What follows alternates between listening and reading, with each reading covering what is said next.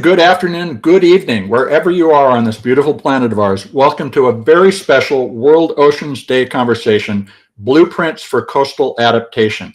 I'm Mitch Ratcliffe of Earth 911 and Intentional Futures, and we're going to be joined today by 9 experts working at the cutting edge of biodiversity restoration, climate mitigation, and financial engineering about how to construct a blue economy that preserves the rich ecosystems at the boundary of land and sea. We're going to start with an introduction to the challenge from ocean advocate Ashlan Cousteau of Earth Echo International and Boise. And she's going to explain the coastal biodiversity crisis, as well as presenting Cousteau of Earth Echo International and Boise. And she's going to explain the coastal biodiversity crisis. And she is going to explain the coastal biodiversity crisis. Sorry, folks, for me playing myself back there. And then we're going to be followed by 2 roundtables talking about various aspects of coastal adaptation. And finally, we're going to talk about how you can support this with your investments as well as profit from the opportunity that the blue economy represents. Before we begin, I'd like to bring on Doug Heskey. He's the instigator of this conversation today and CEO of New Day Impact Investing. Hi, Doug. How are you doing? I am doing very well, Mitch. And once again, it's such a pleasure hosting these events with you. Good afternoon, everybody. I am beaming in from Park City, Utah today. We are only 2 days away from World Oceans Day. The purpose, to raise awareness and collective action for a healthy ocean and stable climate. 2024 is expected to be an above normal hurricane season, with NOAA forecasting now a range of 17 to 25 total named storms. Our coastlines are bearing the brunt of many of the most damaging effects of climate change, whether it be higher sea levels, warmer oceans, and intensifying storms are hitting coastal communities and ecosystems very, very hard, causing economic hardship and ecological havoc. Pollution, overfishing, irresponsible development are all compounding the damage wrought by climate change, creating an interconnected web of stress on coastal environments and populations. This challenge, needless to say, is immense. But there are solutions to restore the natural infrastructure to protect these communities, to foster wildlife, and sequester carbon that can be solved with innovation, capital deployment, and behavioral changes. This past Saturday, I returned from the United Nations Small Island Development Stakes convening in the Caribbean, which is held once a decade. I was there with Dave Randall and some of our other members like Carter Henning that have joined the team today. And I was really struck by a number of things. Number one, some countries are already preparing to relocate from lands that are expected to be underwater in the coming decades. Countries like the Seychelles are imposing restrictions on the number of tourists that visit to proactively preserve their coastal habitats.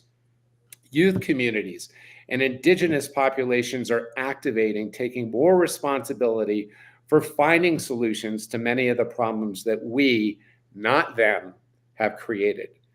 And most distressingly, the blue economy is massively underfunded to the tune of $150 billion each year, according to the World Economic Forum. So this is why World Oceans Day is important.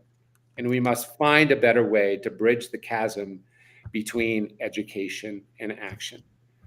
I am extraordinarily pleased that we've been able to gather a group of global leaders that are doing deep impact work tied to coastal restoration and resilience, one of the lead impact issues at New Day that we focus on, and that our Ocean Health Exchange Traded Fund, AHOY, supports. This group will be led by my friend Ashlan Cousteau, who with her husband Philippe Cousteau have been tireless leaders, change makers, and partners of New Day within the ocean health space. So without further ado, it is my distinct pleasure to introduce Ashlan Cousteau and wanted to express all of our thanks from everybody at New Day for joining today's session. Oh, Doug, thank you so much. You are an amazing partner and a dear friend. Thank you to everybody at New Day. Thank you to Mitch at Earth 911 for having us here. Let's start with the ocean. What have you done for us lately? I know many of you on this call are intimately familiar with how important our ocean is to us, but I also just want to level set in case there's some newbies on the call with us. So if you like to breathe air, we can thank the ocean. It produces over 50% of the air that we breathe. If you like to eat food, we can thank the ocean. Not only does the ocean provide many, about 3 billion people around the planet with ocean-based protein, but also about 75% of the water that feeds our crops originates from the ocean. And really, if you think about it, every single raindrop really does start in the ocean. Also, we all know our climate is, how should I say it, not in a good place these days. But a lot of times people forget the link between climate and the ocean. And the link couldn't be larger because it is our ocean that controls not only our climate, but also our weather. So we cannot talk about saving the climate crisis without talking about a healthy ocean.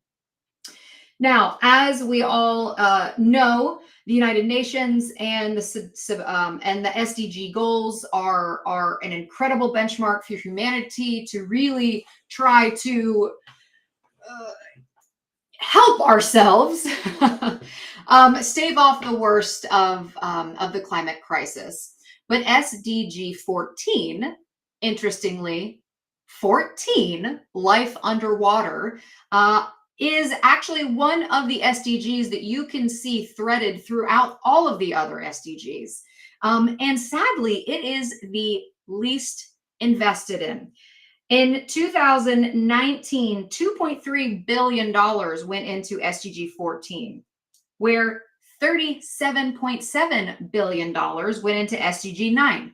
Now, that is for industry, innovation, and infrastructure, and it is the most healthily funded SDG. But again, you can just see that there is a huge discrepancy here, and SDG 14 remains the least funded, even though, as I said, when you look at anything from poverty to food security to social equality to education to, it all really has the through line, the through thread on all of those is the ocean. Because again, the ocean is the heartbeat of our planet.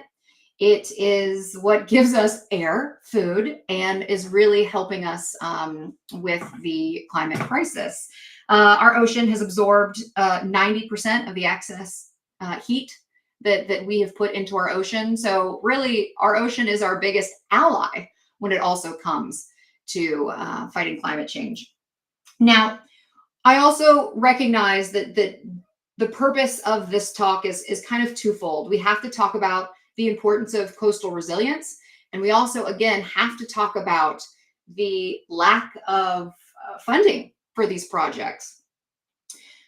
Many people talk about sustainability, and for me, my favorite thing to say is, fuck sustainability.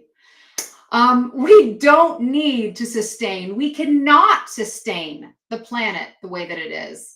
We have to think about restoration and regeneration. That's what's so exciting about some of the large goals like 30 by 30, which is the goal to protect 30% of land and sea by 2030 to help us stave off some of the largest impacts of climate change. Right now, only about 6%, I think we're getting closer to 7% of our ocean is fully protected. And that's scary.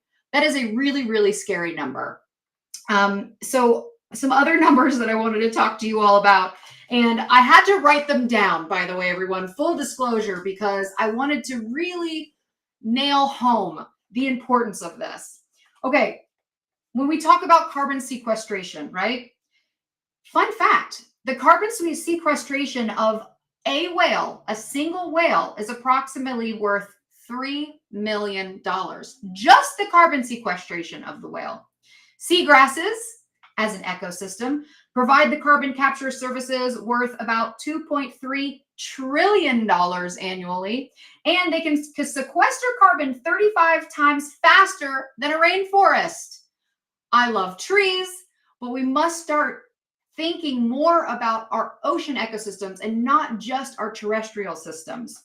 Coral reefs, which you're going to hear more about as well, provide the U.S. with the resources and services directly worth $375 billion annually and $11.9 trillion annually through the protection of our coastal cities, our fisheries, and jobs. And just in tourism, coral reefs, healthy coral reefs, represent $36 billion a year. You know, all in all, if our ocean was a country, its measurable GDP would rival France at 2.5 trillion US dollars. And I personally think that the ocean should have its own seat at the G7 summit. That is not even compared to our ocean's natural capital alone. Are you all ready for this? Is valued at $24 trillion. And that is just what we can measure. Our ocean is an incredible life source. As Doug mentioned, it is facing huge issues, everything from pollution in the forms of plastic pollution, urban runoff, chemical pollution, fisheries. As you all know, 90% of our fisheries are either fished to capacity or they are overfished. And as I said before, about 3 billion people worldwide rely on the ocean as their main source of protein. You know, when we think of national security, we have to think about our ocean and ocean health, clean drinking water, food. I mean, truly, our ocean is our lifeline, our life source, and technically our life raft when you also look at the hope and the opportunity that our ocean can provide via helping us with, in the face of the climate crisis, in the face of food scarcity, migration. I mean, all these things. Truly, our ocean is at the root of all of this. That is why I'm so excited that you all are here to truly put the ocean in the center stage of all of our talks. That's where it needs to be. And again, I will say this, I can't say it enough. We cannot solve the climate crisis without having a healthy ocean. I have one more thing to say before we kick it off to our incredible group of experts that are here joining us. But, you know, as humans, we just kind of need to look at what we're doing and stop doing dumb things. One of those dumb things is the largest climate catastrophe that no one knows about. And it is taking place down in the Southern Ocean. There is an incredible ecosystem down there. And it's the relationship between krill and whales and phytoplankton. It is the producer of an incredible amount of available oxygen. It is our largest carbon sink on our planet.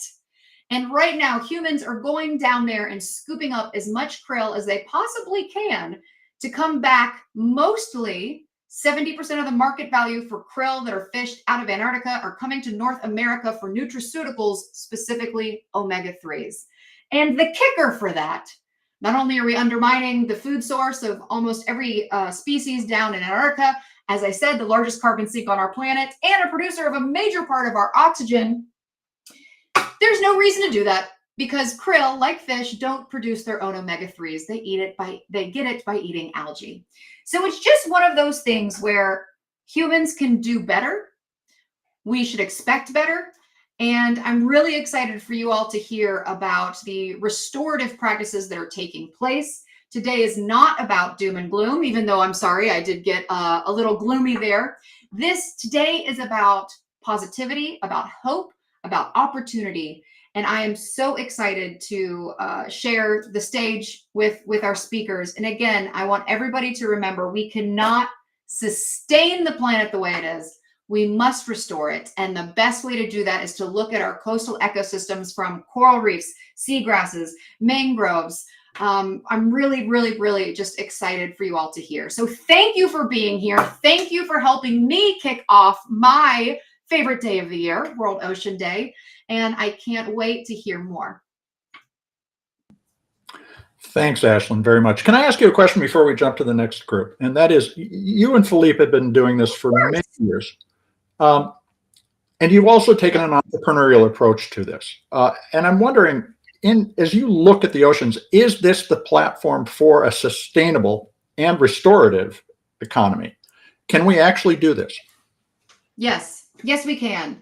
So many times people have been looking to nonprofits, to NGOs to fix these problems. And yes, we need nonprofits and we need NGOs, but we also need business. Mm-hmm. And when people start realizing that there is money to be made and you can make money and do the right thing for the planet, that's really when we're going to see huge change.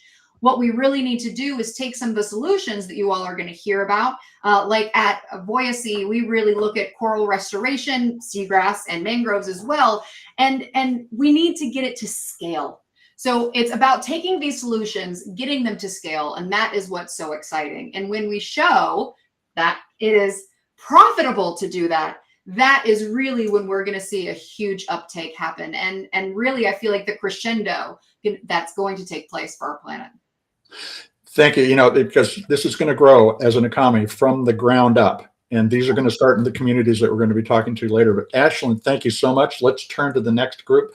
We're going to put you on hold, but if you can join us in the conversation later, we'd love it. Thanks, Mitch. All right, so we are moving on to our first panel, and let me bring everybody on screen here so that you can, and here comes Carter, and where did Chris go? I've got Chris, where's Carter? He is off camera, but here we go.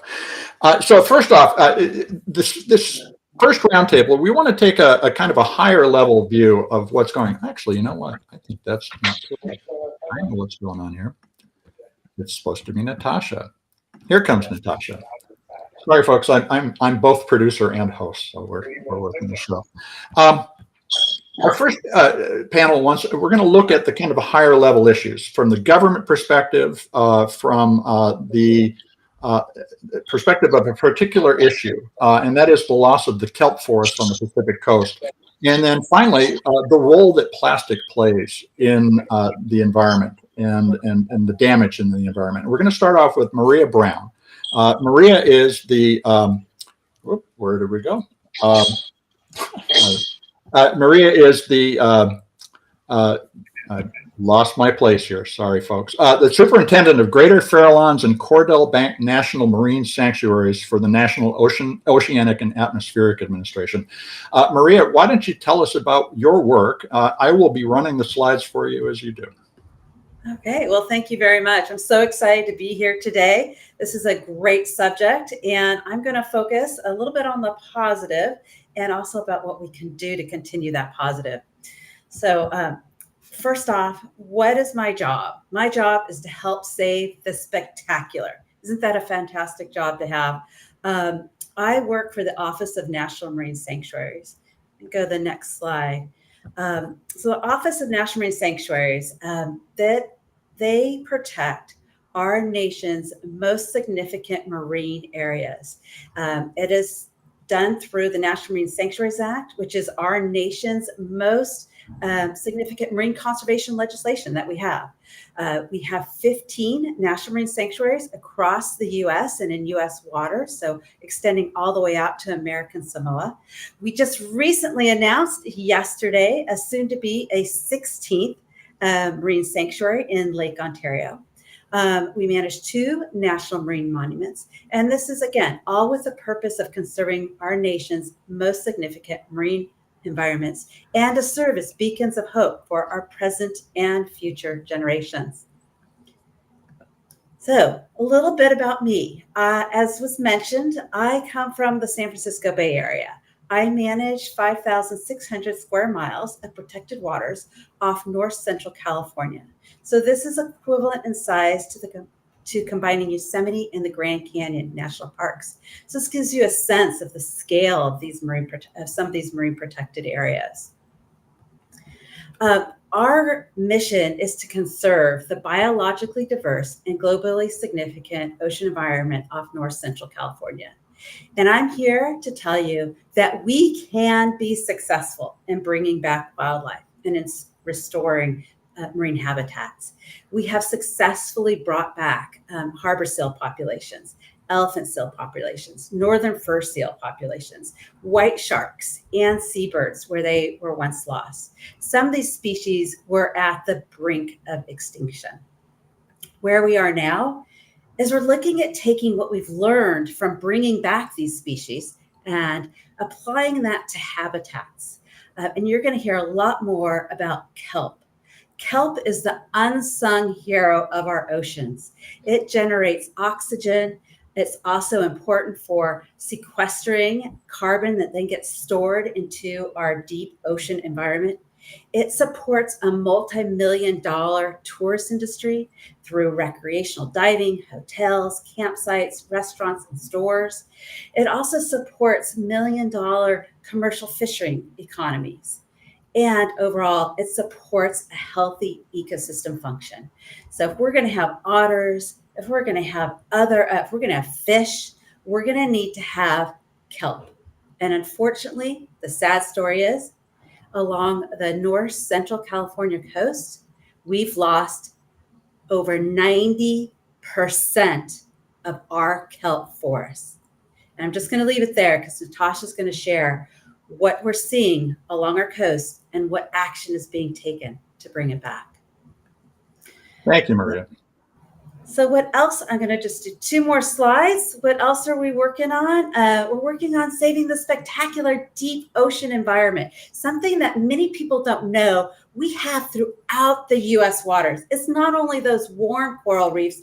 This is off of San Francisco, this image. We have spectacular deep cold coral waters, corals that you can see the fish. We need them to support our fish. As you heard, we are losing our fish in the ocean. We need to have healthy habitat to support this fish. This is a brand new restoration activity. We are learning brand new technology. How can we restore these deep sea corals that have been damaged? And then lastly, I want to share another important restoration activity we are embarking on. So if you can go to the next slide. We're looking at restoring and protecting endangered and threatened whales.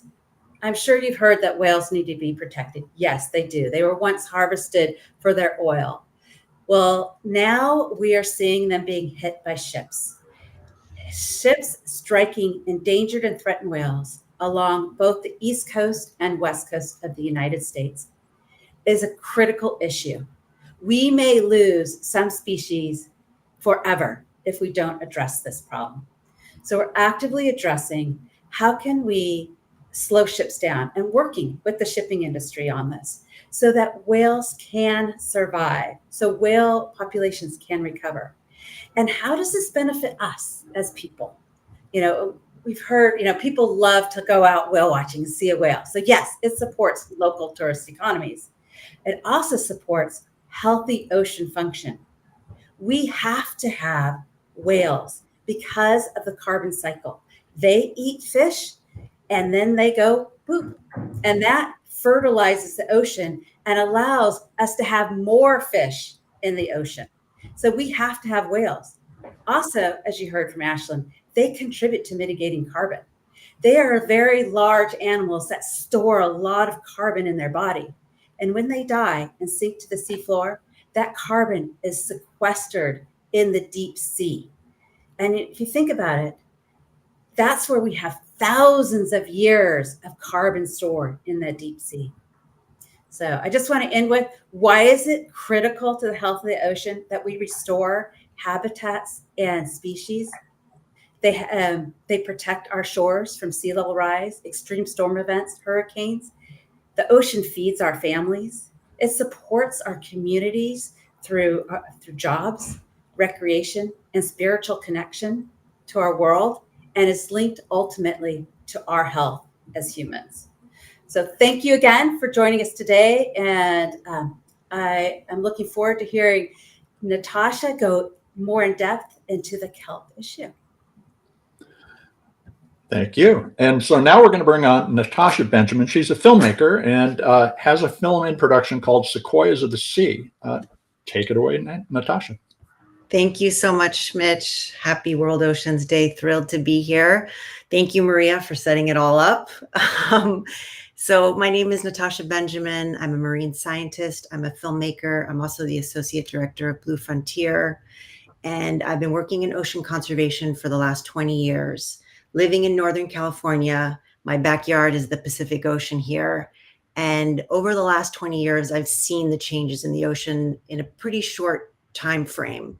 As a diver and a surfer who spent a lot of time in the water, I watched our kelp ecosystem that Maria was talking about basically disappear.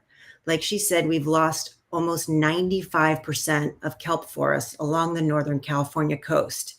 Most people don't know about this story and don't even really know why we should care about kelp.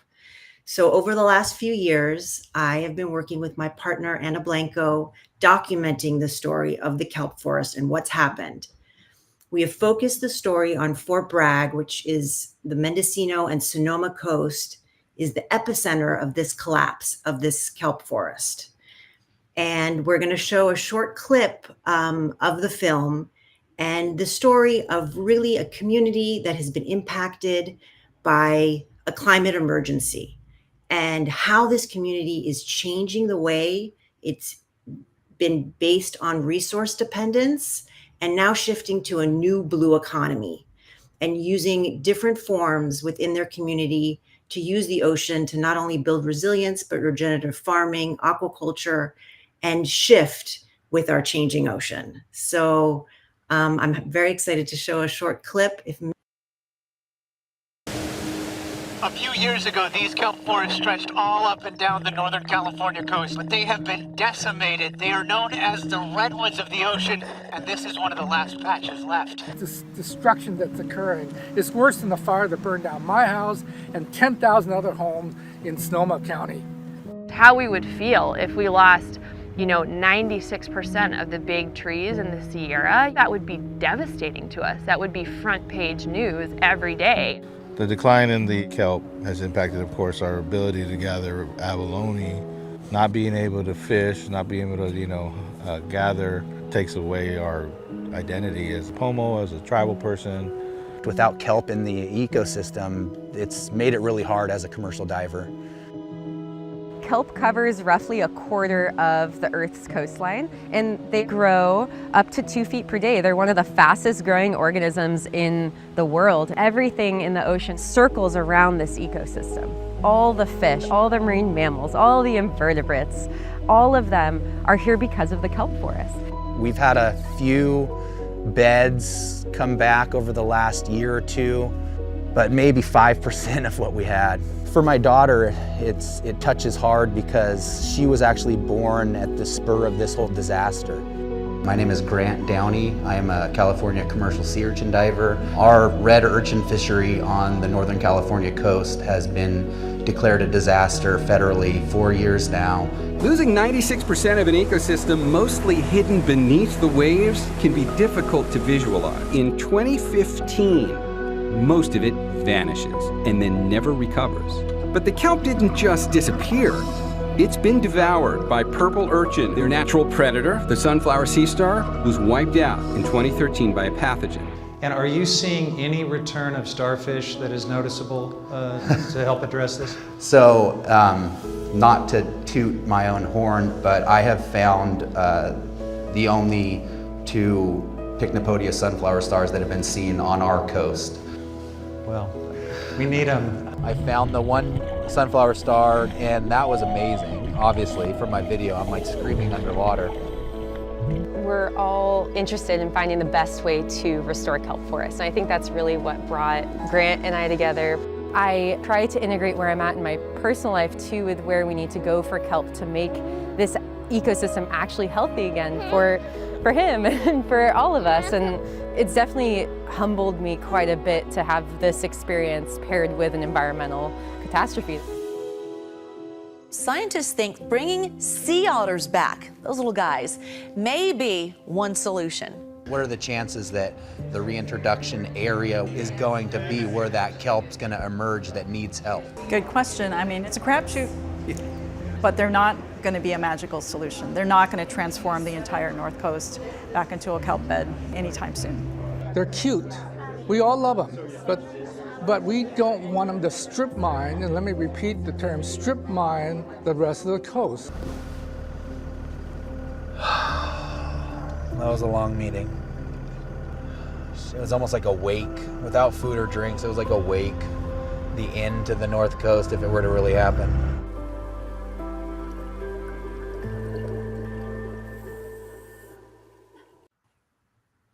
Thank you, Natasha. That was powerful. Is the North Coast at the end?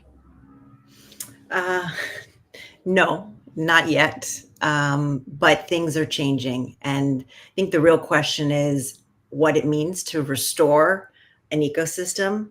And what I'm understanding and what the scientists and researchers are saying is that we're probably not going to see that lush kelp forest that we knew as divers and scientists and researchers back in our lifetime.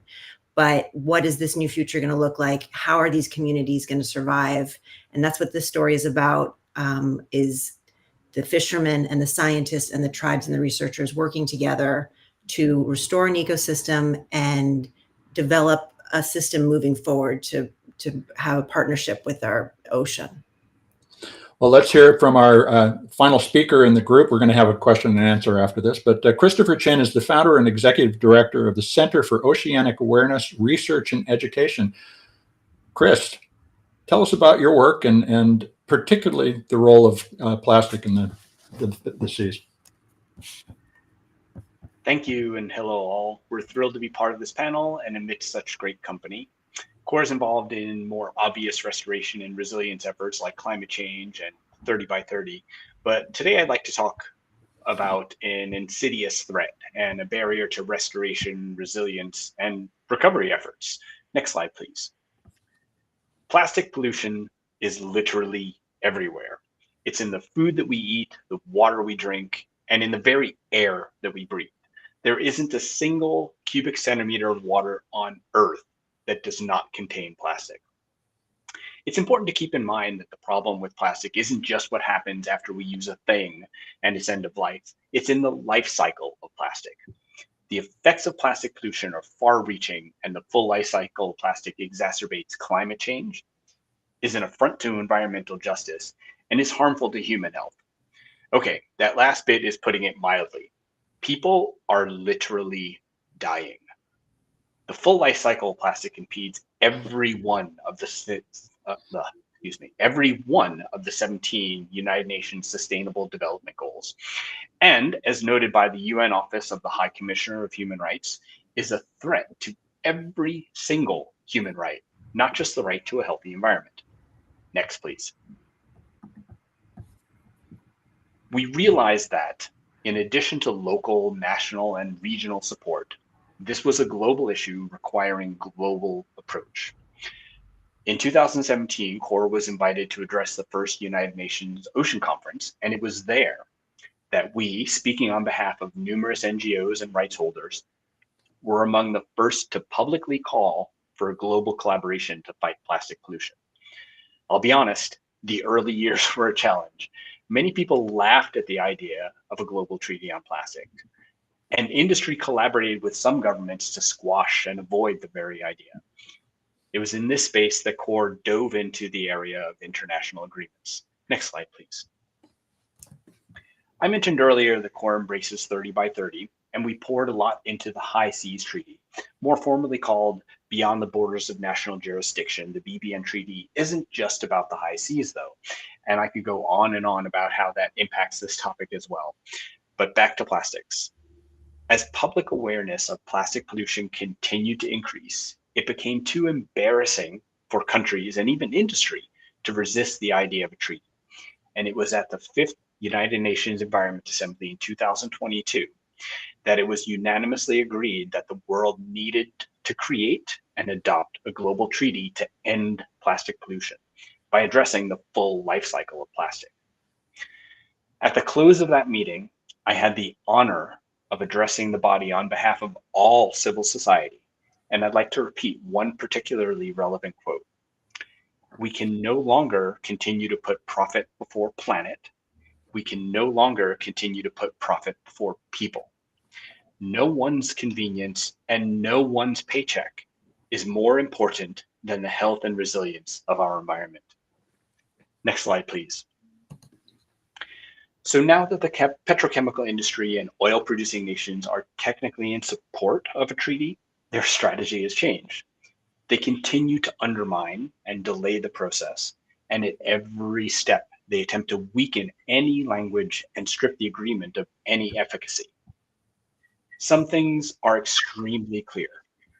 We cannot recycle our way out of this problem. We also need to be aware of and to avoid false solutions. As you learn more about this, you'll likely hear terms like waste to energy, advanced recycling, and chemical recycling. These are just fancy ways to greenwash incineration. And even if we embraced that and burnt everything and ignored the inherent hazards, it could still not keep up with the runaway production of plastic. One popularized definition of insanity is doing the same thing over and over, yet expecting different results. This treaty must address the full life cycle of plastic, and we must reduce the plastics being produced. I'll end with that, and I'll encourage you to reach out to learn more or to join us. Thank you, Christopher. Now, let's turn to a set of questions. And folks, if you are listening and would like to ask a question, I'll be watching the thread there and can pass along those questions. But I want to start off with you, Maria. NOAA is probably the best funded governmental organization on the planet addressing the environment. But tell us about the actual contours of the funding for NOAA and support for coastal restoration and ocean health. Well, as Ashlan said, if you look at the funding that goes to oceans compared to the funding that goes to land conservation, it's minuscule. It's a very small percent compared to what we invest on land. Although the ocean is 70% of our Earth. So in terms of funding for ocean conservation, ocean protection, ocean restoration, it's a drop in the bucket to what we spend on land. What do we need? How much should we be spending as a nation or as a planet on ocean health? Well, given my position, I can't really answer that question, how much we need. But what I can say is that it needs to be a public-private partnership. We're not going to be able to do this. The federal government is not going to be able to do this alone. We must work together. We must work with industry, businesses, nonprofits, and citizens and community members to work towards restoration. And we can. We've done it before. Like I mentioned in the very beginning, we know we can be successful. It just takes a will. If there's a will to restore our ocean habitats and coastal ecosystems, there is a way. We can do it. I completely believe we can do it. That will is being exercised right now in the global plastic treaty negotiations, Christopher. How are governments and private enterprise coming together to begin to turn off the tap on plastic? Is that a genuine movement at this point? It's hard to say, because I think that there are many governments, I would say even most governments, want to reduce production and realize that this is something that really needs to be done. But there are some folks who would really like things to continue as is, or worse, they would rather see production continue to increase. So there are conflicts of interest in these processes because folks want to continue to keep their bottom line. They want to continue to make money at the detriment of the planet and of its inhabitants, both people and animals. And that's wherein the problem lies, because there are folks who really would like this just to all go away and continue to make money as if nobody really cared.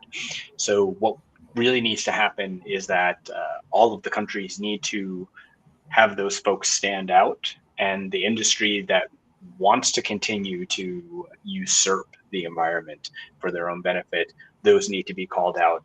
There are folks who really want this to go the right way, and there are industries who see the light at the end of the tunnel and need to change. And that's the best we can hope for. And we really need everyone to help convince all of our governments to support the correct path. Storytelling is going to be critical to our understanding, not just of the climate crisis, but the series, the waves of realizations about the impact of the industrial era on our planet and on our lives and the lives of our children and grandchildren. Natasha, as you think about how to tell the story that you are telling of the loss of 96% of the kelp along the Pacific coast, which is, it's as though all of our national parks burned to the ground, and there's just, a state park left.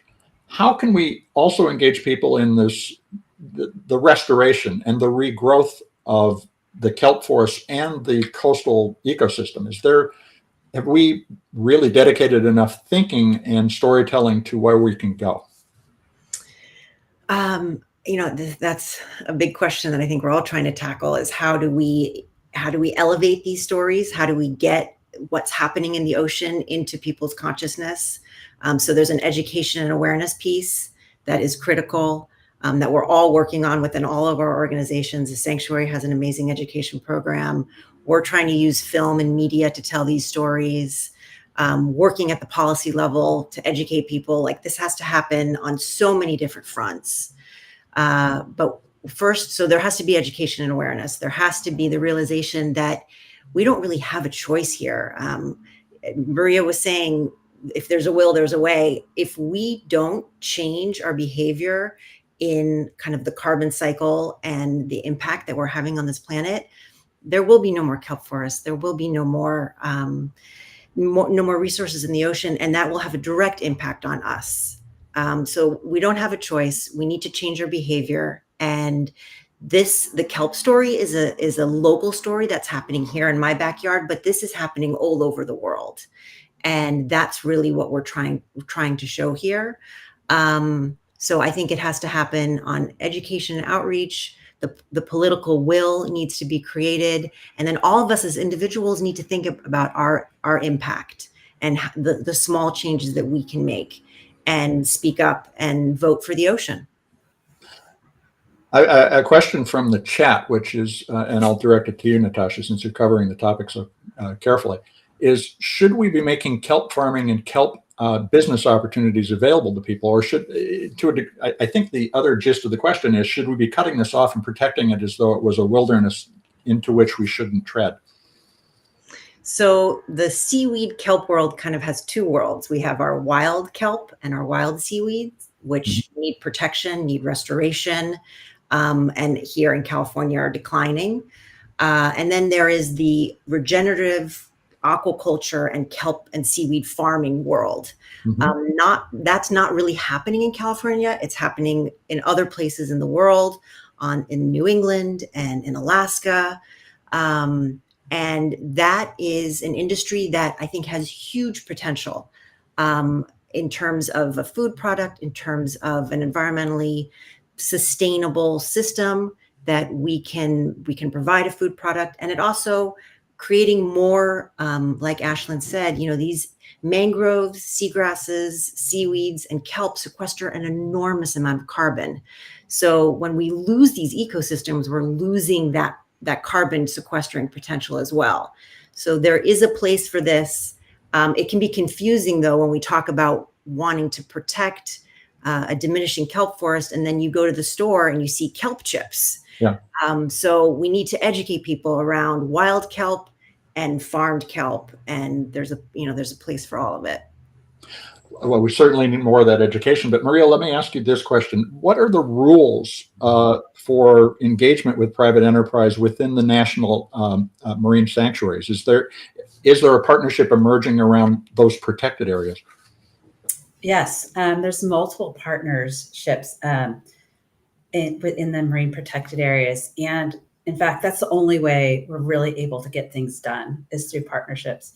We partner really closely with NGOs. For example, the Greater Fairlands National Marine Sanctuary partners very closely with the Greater Fairlands Association, a nonprofit that helps bring in private funding and to lead kelp restoration efforts. We also partner with our National Marine Sanctuary Foundation across the country, who works with businesses to bring resources to help restore, for example, corals in the Florida Keys. In Thunder Bay National Marine Sanctuary, they partner with local businesses throughout the gambit, from education to, for example, Viking Cruise Lines. They partner with them to do science in the sanctuary. So we partner with private industry on conducting the science, on educating youth, on educating adults. It's critical to our success in protecting and conserving and restoring the ocean is that we're doing it together. That's the only way we're going to be able to be successful. Christopher, do you have a sense of our ability to clean up the plastics in the oceans? And is that part of the discussion going on around the treaty?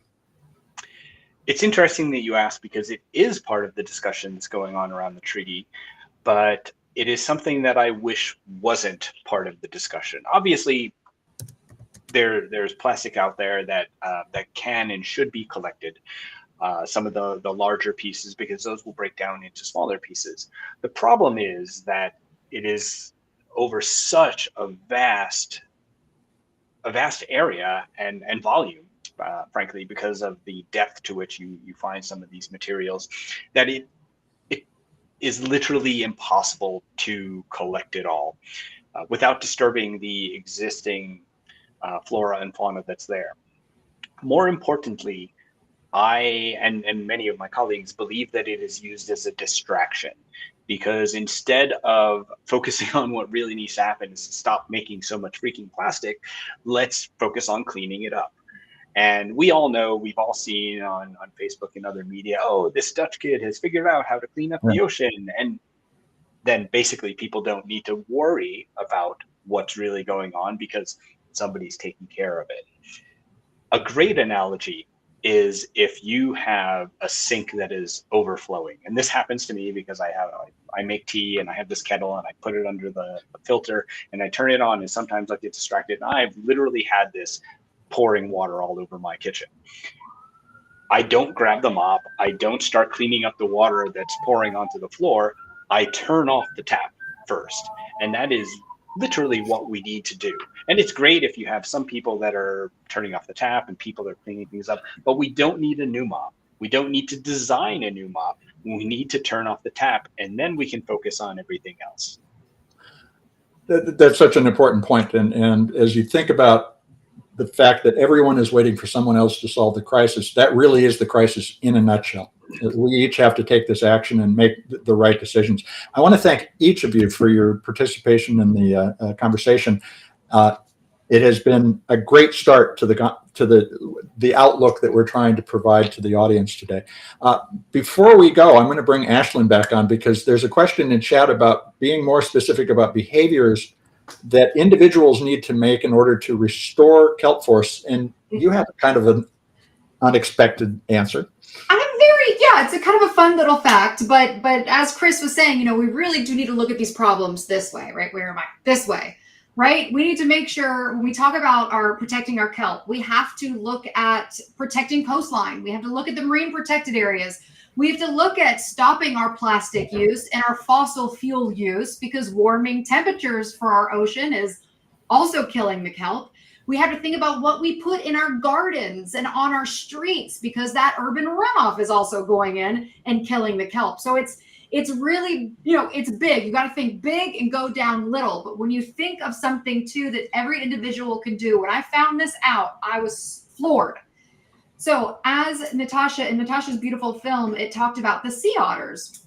Sea otters are so important because sea otters eat the purple, oh my gosh, the purple urchins. Thank you, the purple urchins, because the purple urchins feed on the kelp. Well, one of the reasons, there was also hunting, because sea otters have the most hair follicles per square inch of any mammal on the planet. They're super cute and cuddly. Anyways, there was hunting going on back in the day, but also there was a disease that came out and wiped out a lot of our California sea otters.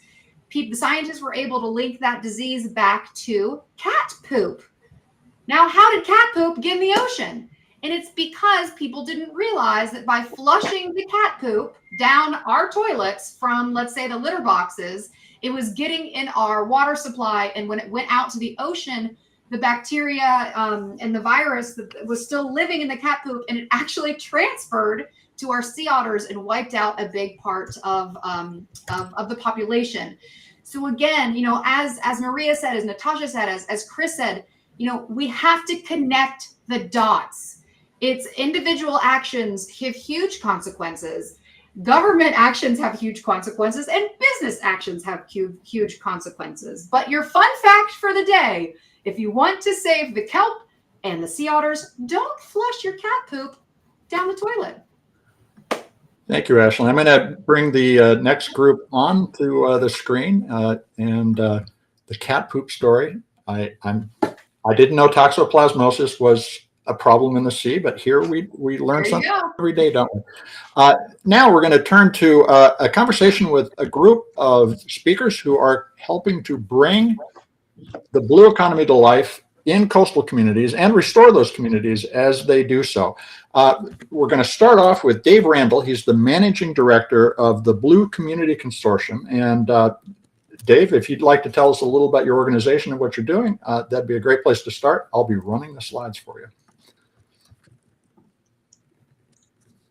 Can Dave hear me? Well, Dave can't hear me, so we are going to move to Chris. Chris, actually, let's move to Carter. He's the next one on my list. Carter, you are the managing biologist at Sea and Shoreline, which is a Florida-based program. Why don't you tell us about what you're doing, and we'll hope that Dave comes back shortly.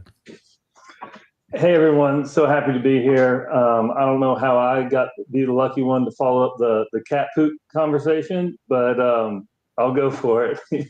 So my name's Carter Haney. I'm a biologist by training.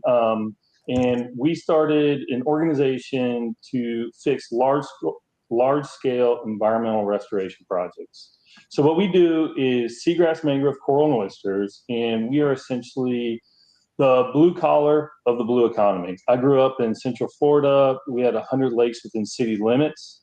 Growing up, I could see all these lakes getting developed, going from natural areas to developed with houses all around them. And I could see firsthand how development, how bad management practices impacts our natural communities. And so I got a window into that world and just transformed some of those principles and ideals into the marine and coastal system. So next slide, please.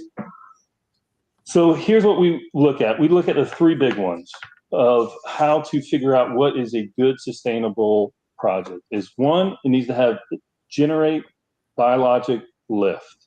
It needs to be economically sustainable, and it needs to be a net benefit to the local communities.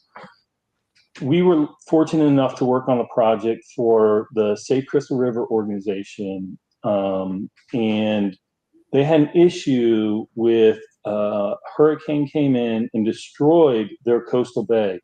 Once that bay was destroyed, it got plagued with algae. Their economy went down. They had overwintering population of manatees that would go in there, and they stopped coming.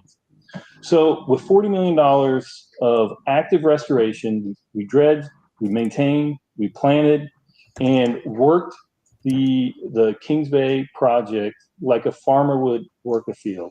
And it was incredible, the results that happened. We had the project generated 5x back to the local economy, whether that's through tourism, heads and beds, real estate values. It increased the biodiversity by 3x the biodiversity in the area. And it increased the water quality. Water quality was 3 feet before the restoration project. It was 33 feet after the restoration project. because the plants outcompeted the harmful algae blooms. And that's what we're trying to achieve, is nature-based solutions. Mother Nature can take care of itself, but she can't fight with her arms tied behind her back. And so by just providing that little lift in the beginning, it really makes a big difference. So some of the nature-based solutions that can be employed are environmental dredging, seagrass restoration.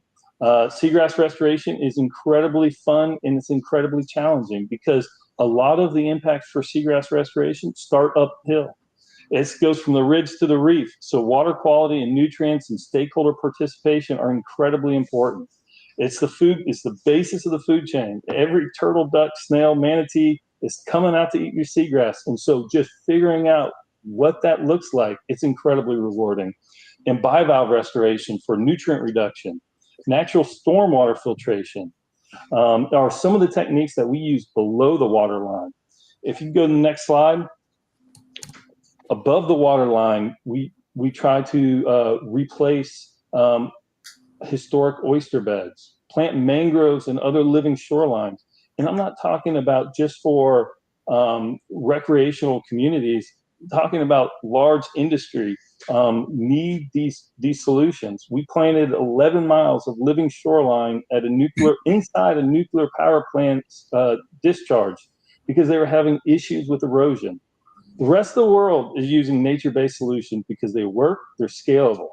And we do a lot of wave attenuation devices. And I think this is the way the future is going to look, is figuring out how we are going to live in these coastal communities and adapt to the changing climate, sea level rise, and increased frequency of major hurricanes and storms and typhoons. Next slide, please. So do natural infrastructure work? Yes. It's not some crazy harebrained idea. It's tangible. It's in so much in Florida, there's insurance reduction for homeowners insurance reduction for keeping mangroves behind your house. So these are some of the real world effects that we're seeing. Next slide, please. They're scalable. This was a project we implemented for Martin County in Southeast Florida, where land is a premium. There's very few good options for stormwater. However, in this area is on one of the most biodiverse estuaries in the country, the Indian River Lagoon, and they were having a crisis. Manatees were starving to death for 2 years in a row. There wasn't enough seagrass because of poor water quality. And a lot of that was derived from stormwater nutrients. And so what did we do? We did a small project and planted less than 200 yards of seagrass in a stormwater conveyance. And those seagrasses pulled out all the sediments, reduced the nutrients, gave oxygen back into the water column, and it had better results than an adjacent $5 million stormwater treatment facility. So yeah, nature-based solutions work. That project won the number one stormwater project in the state of Florida 2 years ago, or last year, excuse me. It works. So next slide, please. So here's what I think of as the sustainability cycle. The sustainability cycle is nature-based solutions that creates real jobs, creates real economic return through just a myriad of ways, including water quality, biodiversity. It just generates such a benefit into these local communities. And when we think about restoration of the world's ocean, 70% of our planet, it's a huge issue. But we have to think local, we have to act local, and our local solutions have to be scalable. And I just really appreciate, and I'm always inspired when I get to present on some of the work that we're doing and hear about work that others are doing too. So this is just as much fun for me as anything. So thank you so much. Thank you, Carter. Dave, can you hear us now? I can. Thank Hey, you. good. Okay, we're live with Dave. Dave, you are the managing director of the Blue Community Consortium, and I'd love to hear the story. I'll be running the slides for you as you tell it. Great. Thank you.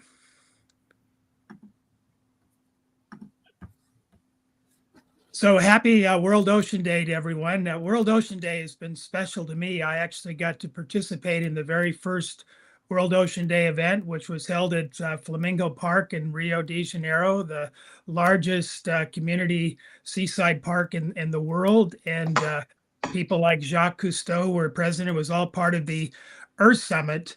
And even though it was part of this big UN event, it never became a UN day until 2008. And I was involved with the help of Philippe Cousteau and Ed Begley Jr. and Noel Brown and Kristen Hoffman, who wrote a special song for the oceans for the event, to create an event for the United Nations that would lead to it becoming a UN day, which it did the next year. That involved, of course, some diplomatic negotiation, but we did that with Russians and US diplomats, and there was an important rum running component to it, but that's a whole nother story. Next slide, please.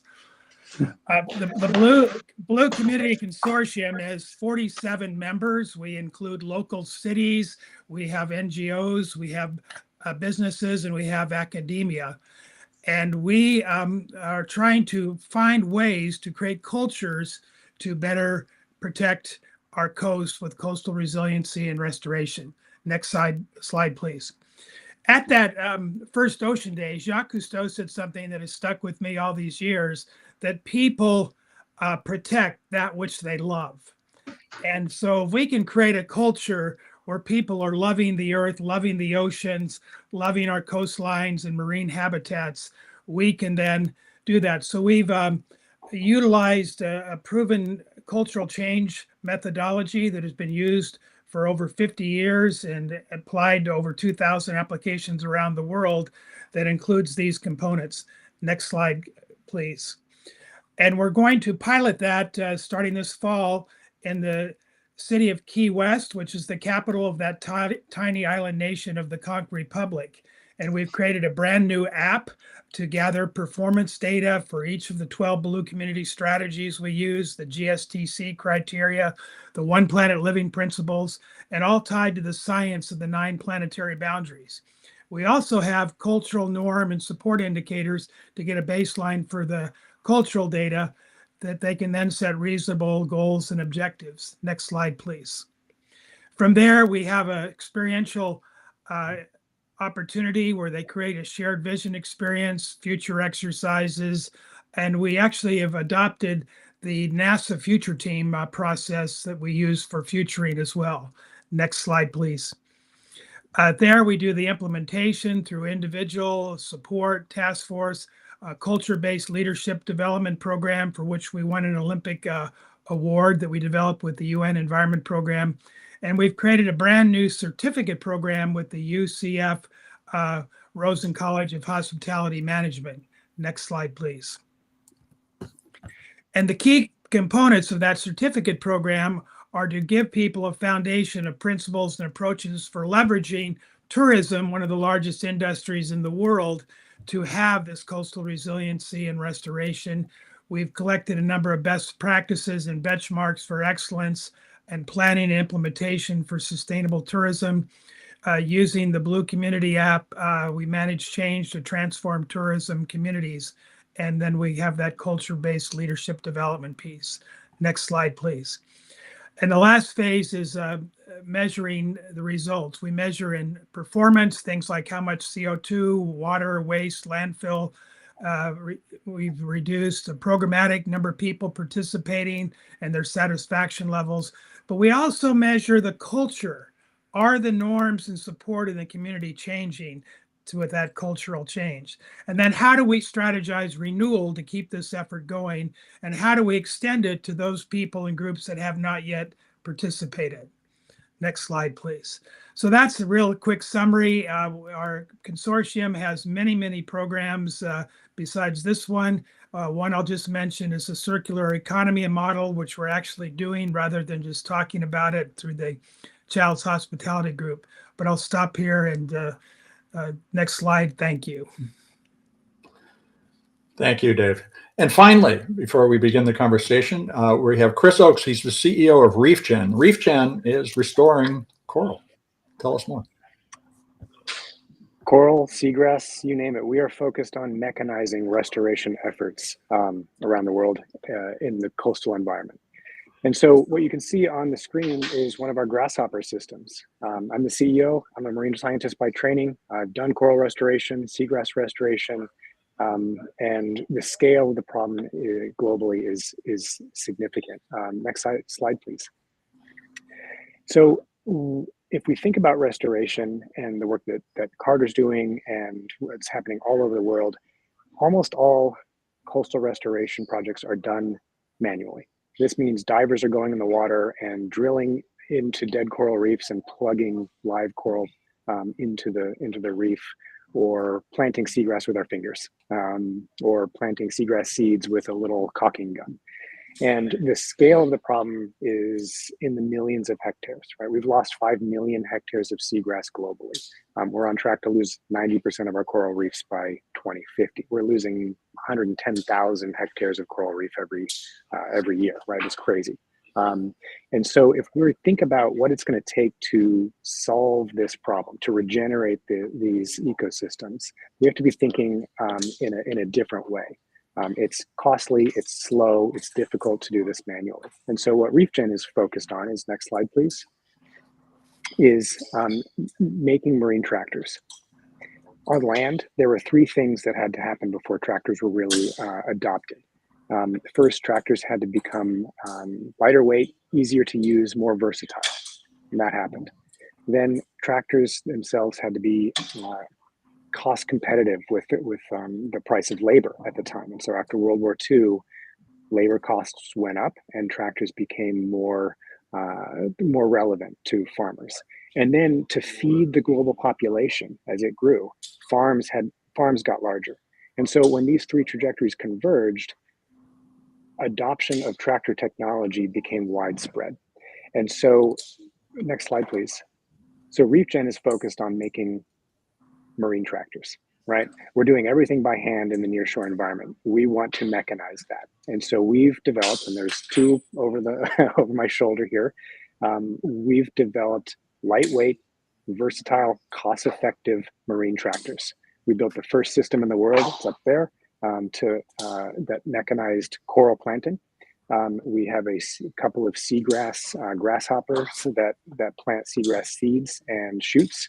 And we're expanding into other areas of restoration and project development, including site prep. So we've learned about a lot of the problems with purple urchins and things like that. That people are going out and collecting purple urchins by hand, right? We need to think about the scale of the problem in a different way. We need to mechanize the solutions, and that's what ReefGen's all about. Next slide, please. A couple of other points on seagrass. We've really focused our efforts on seagrass. Seagrass is a huge, there's a huge opportunity with seagrass as it relates to carbon. This is a slide from a McKinsey report where if we went out and restored all the seagrass in the world, and the US has huge potential, Florida is like one of the best places to do it. We're talking about a gigaton or 4 gigaton solution, right? We've lost 30 to 40% of our seagrasses. If we went and put that back, we'd be able to pull out 4 gigatons of carbon, right? We're releasing 40 gigatons a year roughly. So that's like 10% of the carbon problem right there, just with seagrass.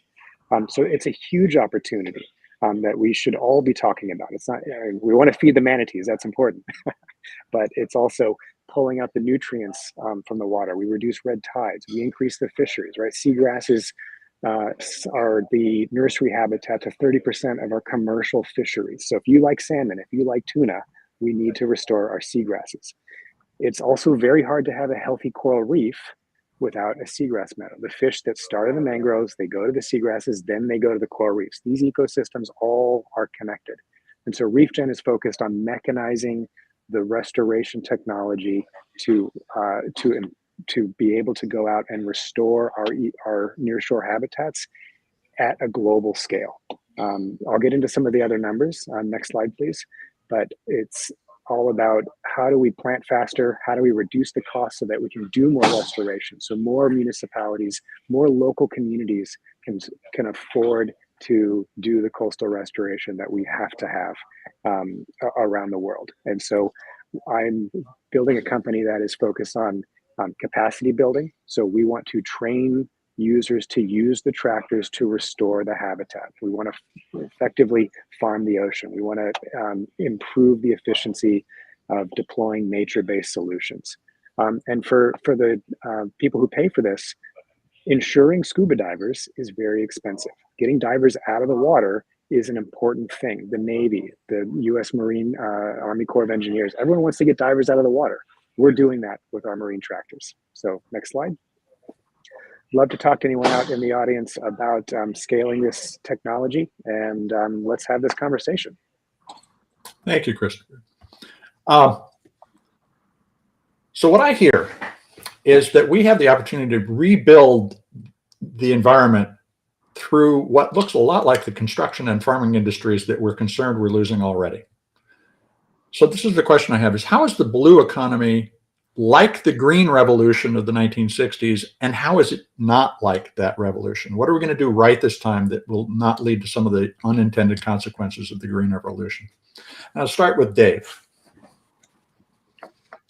Well, in terms of the blue economy, you know, what Chris was saying, you know, with the carbon aspect alone, seagrass is restoring and sequestering carbon at a rate of 30 times more than a tropical forest. And it also is the habitat for 70% of all sea life. So if you just think of the economic value of that alone, that's incredible. One of the things we're doing is we're doing research with a $5 million grant from the state and the federal government to put clams and seagrass together. And this way we're promoting an economy where clam farmers can have some credits for this kind of restoration, as well as the clams that they do for the commercial restaurant aspect as well. Those clam shells that are harvested then can be brought back for recycling and so forth. So there's all kinds of ways we're doing that. So unlike the tilling and leaving behind or taking the nutrient out and not putting them back, this is a circular economy that we can build this time around. Absolutely. Chris, yeah, I would chime in and note that the green revolution was all about scale and mechanizing farming, right, with tractors and other technologies. But we created a lot of monocultures, right? A lot of corn, a lot of soy. And what Carter's doing, what Dave's talking about, what we're focused on is multi-trophic restoration, right? It's not just seagrass, right? It's seagrass plus clams, plus oysters, plus everything else, right? It's all related. And so if we're going to have a successful blue revolution, it has to be, I hate to use the cliche term, it has to be holistic. We have to be thinking about the interconnection of these ecosystems and not just planting one single thing. So that would be one of the big differences. Carter, when we were talking before this event, you shared how many jobs are being created and the broad range of experience that you can bring to a job restoring a coastal environment. Talk a little about what happened in Crystal River and the kinds of work that's been created. Yeah, it's awesome, and I think that's what this is all about. And a sustainable economy is increasing your tax base. So a lot of people make the mistake thinking that the jobs that are created are just for marine biologists, or it's not true. It's not true at all. So I think the jobs of the future for the blue economy, they're welders. We have 4 welders on staff. I'm a seagrass farmer. We have 26 commercial divers on staff. We have heavy equipment operators. We have technologists. We have geologists. We have water quality experts on staff. This is literally the blue economy, or the blue collar of the blue economy. We hire captains. A lot of the restorative aquaculture that we're currently doing, we have taking those applied principles from farming, right? Like you think about a farmer that put on their overalls. We don't put on overalls, we put on wetsuits. And it's a lot of the same principles. We're talking about longshoremen, stevedores. It's just a multidisciplinary approach, because we're working under the water, and we're affected by all these different things, whether it's water quality, sediment, hydrology, storm impacts, all these different factors combined in the water where it's unique from upland.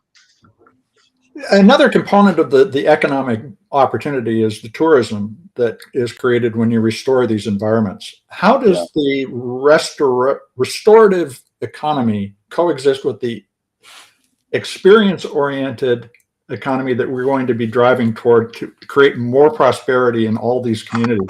And tourism and kelp farming and seagrass farming and coral restoration coexist. Yeah, no, that's perfect. And so one of the great things about hiring local is those local people that you hire, they generate that back into the economy.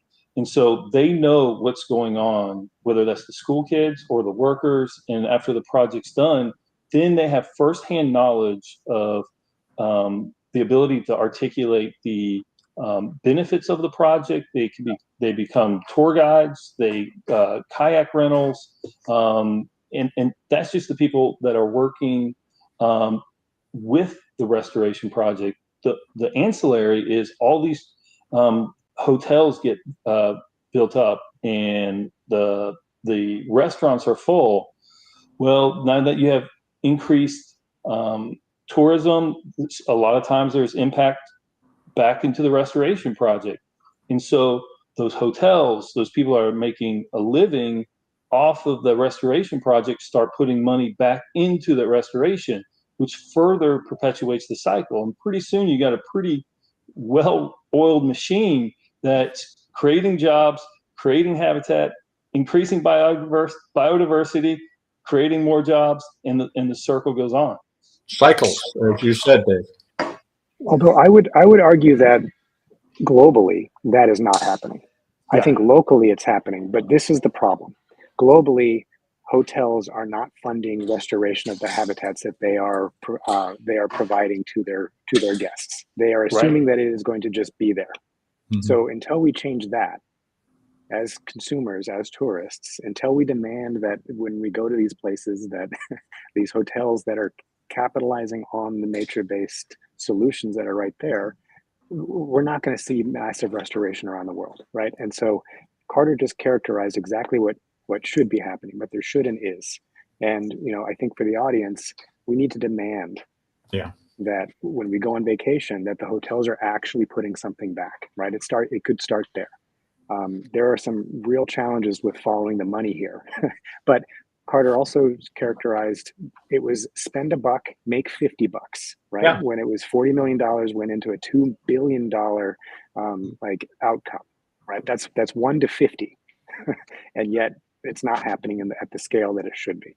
Yeah, tourism is responsible for 10.5% of the world's GDP and employs 12.5% of the world's workforce, and there are really good models of this happening. Carter and I and Doug all went to the Small Island Developing States Conference in Antigua Barbuda, and the hotel we stayed in had a mangrove restoration project is on the property as part of their hotel. And I asked how they got into that. They said, if we don't have a quality environment, we don't have tourism. So people are getting that. Disney is a great example, and they are taking this not just to their own properties, but they have conservation projects now in 114 countries around the world, and they're building sustainability models for these island states. So we're hoping to take the pilot in Key West that I mentioned to these small island developing states to further that restoration effort. This is a fascinating conversation, but we need to move on. And I want to thank each of you for your contribution today. It's been an amazing discussion. Thank you. Thanks for having us. So we will move on now to a question. How can each of us participate through our own investing to support this? And we are joined by Brian Fairhurst. He's with New Day Impact Investing. He's Director of Business Development there. Brian, the Ahoy ETF, Exchange Traded Fund, is New Day's curated approach to creating an ocean health positive investment portfolio opportunity. Tell us about it. Great. Thanks so much, Mitch. Can you hear me okay? Yep. So They're Ahoy, okay. which I almost always chuckle when I see the ticker. It just it proves we can have a little fun with our finances. But at its core, Ahoy is a global go anywhere stock portfolio that's comprised of companies making a positive impact on ocean health. It's really a purpose-built, impact-first portfolio. And by default, it's really a disruptor to the traditional portfolio construction techniques in the investment industry. Now, how does Ahoy directly address our topic today, which is coastal restoration? Can you share a couple of examples?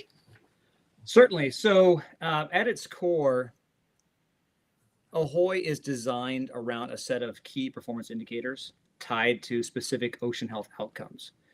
And by building the portfolio from the bottom up, tied to those 5 key themes, we're driving capital towards companies who are having material positive impacts on the ocean through a core aspect of their business, not an aside, not a feel-good project they do on top of their profitable business in order to get positive PR and curry favor with environmentalists. So the 5 themes that we developed with these KPIs are water quality and technology, sustainable fishing, clean energy, environmental engineering and rehabilitation, and responsible retailing of consumer products. If we have time, I'd like to highlight 3 portfolio holdings out of the 25 stocks in the portfolio today. So I'd highlight Acciona out of Spain, Jacobs Solutions here in the US out of Dallas, Texas, and Stantec, which is up in Edmonton, Alberta, Canada. So Acciona is at its core business a utility provider, but they're all about renewable energy coming through their grid. So think wind farms, other sustainable forms of energy, as well as water projects, water desalination, water cleanup, water quality, water drinking stations. But they've really orchestrated themselves around a corporate ethos for business as unusual. So everything they do is focused on coastal restoration, rehabilitation of ecosystems, including riverine ecosystems, right? The rivers all feed into the oceans. So what we flow into those oceans in terms of sediment, agricultural runoff, fertilizers, pollutants, industrial contaminants, those are all areas they're focused on to help drive positive outcomes relative to ocean health. What Jacobs Solutions is doing down in Dallas, they are an environmental, scientific, and technical consulting firm. They've got ongoing contracts here in the U.S., globally as well. But within the U.S., they're tied with NOAA, the Nature Conservancy, and even the Department of Defense. And this hits close to home to me as an Air Force veteran. 2 of the projects they've done with the Nature Conservancy in a place on the Panhandle, the Emerald Coast, where I used to live in my youth, is designed around oyster bed restoration. So around Tyndall Air Force Base near Panama City, this is designed around coastal resilience to help shelter, as really a national defense issue, the base and the hundreds and hundreds of millions of dollars of aircraft from storm surges, from wave action, right? But by restoring ocean ecosystems like oyster beds, not only do you create climate resiliency, you restore habitats for fish. The oysters themselves are amazing filter feeders and improve water quality. So there's a number of things they're doing there. They've done the same thing at Pensacola Bay for 6.5 miles of some of the most productive, crucial oyster beds in Pensacola Bay. And again, it's around creating these restorative ecosystems to bring back marine, aquatic nurseries, all of the things that we need to have thriving ecosystems. And frankly, it drives a lot of the blue collar economic interests that were talked about by some of my colleagues earlier. So these are crucial aspects. So how does Ahoy is your first curated ETF, and why ocean health first, and what are the criteria you use when making decisions about what goes into the portfolio? Great question. You're right. It's the start in terms of offering a very differentiated investment strategy that's consistent with our goal. We want to democratize access to high quality institutional caliber portfolios that put impact first, with very tangible, specific outcomes on impact, non-financial goals, without sacrificing those financial goals around return, risk management, and long-term asset growth.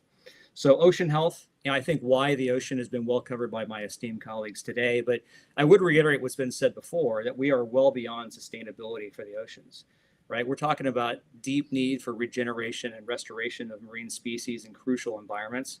We need to build resilience into oceanic global systems, because at the end of the day, ocean health is human health. right? We're inextricably linked from the coast and the ocean for all the reasons that have been described: carbon sink, oxygen production, food production, economic vibrance for a major part of the globe. So this one felt like a big meaty topic to hit right out of the gate, and we're going to offer additional sleeves around follow-on impact goals as we evolve as a platform. Well, Brian, I want to thank you for taking a few minutes to explain everything you're doing with Ahoy. I want to bring Doug back in as well. Thank you, Brian. We'll see you again soon. So, Doug, another one of these conversations that leaves me thinking and kind of reeling at both what we've done to ourselves and our planet and the opportunities that we face going forward. What are you reflecting on as we think about the conversation today? There's a lot to be said here, Mitch, of course. And I think one of the things that's on my mind today and has always been on my mind, which is fundamentally why we created New Day, is how we bridge this chasm between information, awareness, education, and action. Mm-hmm. And it's why we do these events. And, there's a lot of really, really important work that we're trying to do as an organization. And we have shared what is this philosophy around engagement relative to our climate action work. And that is that the paradox today is that people who are really living at the forefront of not just climate impact, but sustainability and ocean health, at least in their own minds, are rarely the people who have contributed much to climate change through their small carbon footprints. Mm-hmm. But climate change and addressing ocean health has become the defining symbol of humans' collective relationship with the environment, and one that today every one of us has a responsibility to address. So, over the course of the last 6-7 years, as we've been building our organization, we've all had opportunities to go out and do beach cleanup events and participate in marches and things like that. But it's got to be more than that. And I remember participating in these events and really starting to get anxious about what I tell my own kids about what I did today as an advocate. It's important to participate in marches and beach cleanup events and things like that. But we need to be doing more than that. It's about giving our children this big tent view of the world and empowering them to make better choices and decisions as citizens. We're here to talk about the future and to empower a generation of younger people to be the future leaders of tomorrow so that they, in their work, can bring about better solutions here. So, we do a lot of important work at the New Day organization. And as a small team, it begs the importance of this collaborative type of mindset, which is why we have all of these distinctive partners on the call today that we're taking action with. My big ask, my appeal today is for everybody that's on this call to activate. There has to be more that we're all doing in our daily lives to address these problems. A few weeks ago, we spent an evening with Jane Goodall, and it was inspiring. She is one of the early leaders of this movement. She said something that I think we all can take to heart and all act on, which is to understand where the things we buy and use come from, how you can use them and dispose of them responsibly, and what happens to them once you dispose of them. And if that isn't circular, that's a bad thing. But if you don't know where something came from and how it's going to be disposed of, you haven't really engaged in your role in the circular economy, nor the ecosystem in which you live. And I think that's, for me, for any listener, thinking about what you can do right now is look at whatever you have in your hand and figure out where it came from and where it's going to go. And if we can do that, we can start to make the kinds of changes, backing these kinds of projects that we've talked about today, investing our money to get the right outcomes in the society that we're looking for. And it's been a pleasure to be with you again, Doug. Likewise, Mitch. Thank you. Folks, take a moment, think about your life, think about your impact, and let's all make a change. Thank you for your attention today, and happy World Oceans Day.